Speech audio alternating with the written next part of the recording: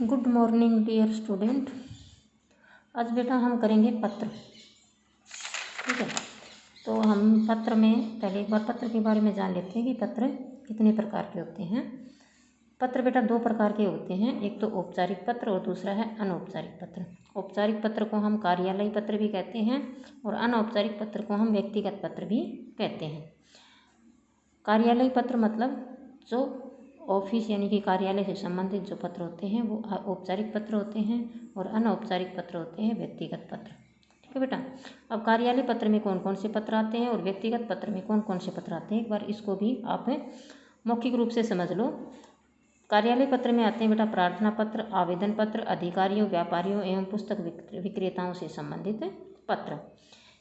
देखो बेटा, प्रार्थना पत्र, कार्यालय पत्र में प्रार्थना पत्र, जैसे हम भी स्कूल में लिखते हैं ना, प्रार्थना पत्र लिखो, छुट्टी के लिए प्रार्थना पत्र लिखो, फीस माफ़ी के लिए प्रार्थना पत्र लिखो, या फिर कोई अपनी क्लास में किसी भी चीज़ की कमी है, किसी भी वस्तु की कमी है तो उसके लिए अपने प्रधानाचार्य को प्रार्थना पत्र लिखो।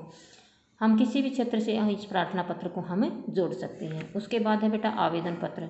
आवेदन पत्र को भी ऐसे ही हम किसी भी रूप में ले सकते हैं। यदि हम पढ़े लिखे हैं या कहीं नौकरी वगैरह करने के लिए आवेदन करते हैं तो उसमें हम आप आवेदन पत्र लिखते हैं, या फिर आपको कहीं पर भी एडमिशन लेना है, कहीं पर भी आपको दाखिला लेना है तो उसमें भी आपको आवेदन पत्र भरना पड़ता है। तो ये सब आपको कार्यालय पत्र में आते हैं। इसके अलावा अधिकारियों, व्यापारियों एवं पुस्तक विक्रेताओं से संबंधित भी आप कार्यालय पत्र लिखते हैं। आज का भी हमारा जो टाइटल है, जो इसका पत्र का है, वो है पुस्तक प्रकाशक को पुस्तक मंगवाने के लिए प्रार्थना पत्र। तो हम कार्यालय पत्र ही पढ़ेंगे आज भी। व्यक्तिगत पत्र में आते हैं बेटा बधाई पत्र, संवेदना पत्र, धन्यवाद पत्र और निमंत्रण पत्र। बधाई पत्र यानी कि किसी को कोई कोई ऐसे आपको खुश खबरी मिली है या कोई खुश समाचार मिला है, अच्छा समाचार मिला है तो उसको बधाई दो।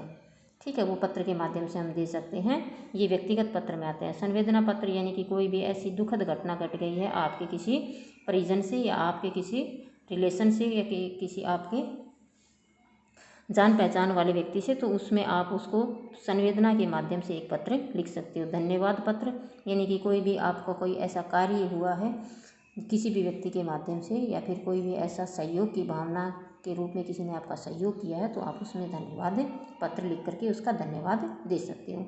निमंत्रण पत्र यानी कि कोई भी शादी समारोह है, आपका जन्मदिन है, या किसी भी आप समारोह में किसी भी आप कहीं किसी भी को निमंत्रण करना चाहते हो, उसको बुलाना चाहते हो तो आप निमंत्रण पत्र लिख सकते हो। और इनके लिखने का अलग अलग वो जो दिया गया है उसमें कार्यालय में कार्यालय से संबंधित और व्यक्तिगत में व्यक्तिगत जो अपना एड्रेस, जो अपना पता लिखा जाता है वो सब इसके अंदर दिया हुआ है। तो आज हम पढ़ेंगे पत्र। ये हमारा है प्रकाशक को पुस्तक मंगवाने के लिए पत्र लिखें। तो इसमें हम परीक्षा भवन लिख रहे हैं, यानी कि हमें तो एक बार आपको ये लिखना है कि हम तो स्कूल से संबंधित लिख रहे हैं ना, तो स्कूल के अंदर तो हम परीक्षा भवन ही लिखेंगे, लेकिन जो भी हम जहाँ से भी हम पुस्तक मंगवाते हैं उसका हमें सही यहाँ पर पता लिखना होता है, एड्रेस लिखना होता है। कह गए ये स्थान का नाम है, यानी कि किसी भी स्थान पर आप जहाँ पर भी पुस्तक विक्रेता की जो दुकान है उसको हम यहाँ पर वो पता लिखेंगे। दिनांक 6 जुलाई 2020। सेवा में प्रबंधक महोदय,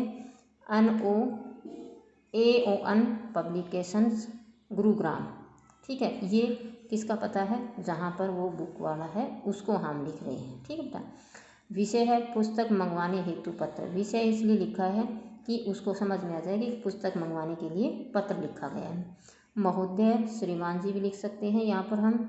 मुझे आपके प्रकाशन द्वारा प्रकाशित, यानी कि कोई छपाई का जो पुस्तक आप छाप रहे हो उससे निम्नलिखित पुस्तकों की आवश्यकता है। निम्नलिखित मतलब नीचे दी गई हैं वो पुस्तकें मैंने नीचे लिखी हैं, उनको आप मेरे को आवश्यकता है।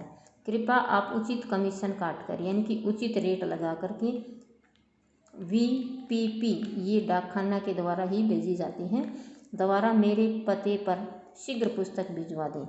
यानी कि मैंने पता लिखा है, उसके ऊपर आप अपना ये अपनी पुस्तकें हैं वो भिजवा दें।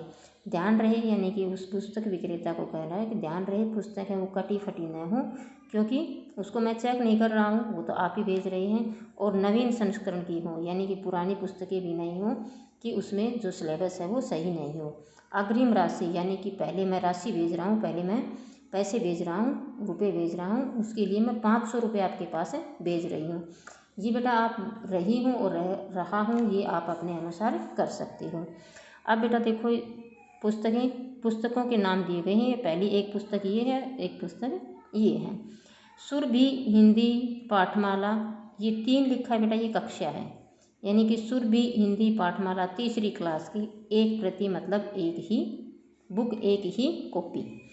दूसरा है रंगोली हिंदी व्याकरण, ये कक्षा 5 की भी भेजनी है और कक्षा 4 की भी, यानी कि 4थी कक्षा और 5वीं कक्षा। इसकी कितनी प्रति बन गई? 2 पुस्तकें बन गई, 2 प्रति। धन्यवाद।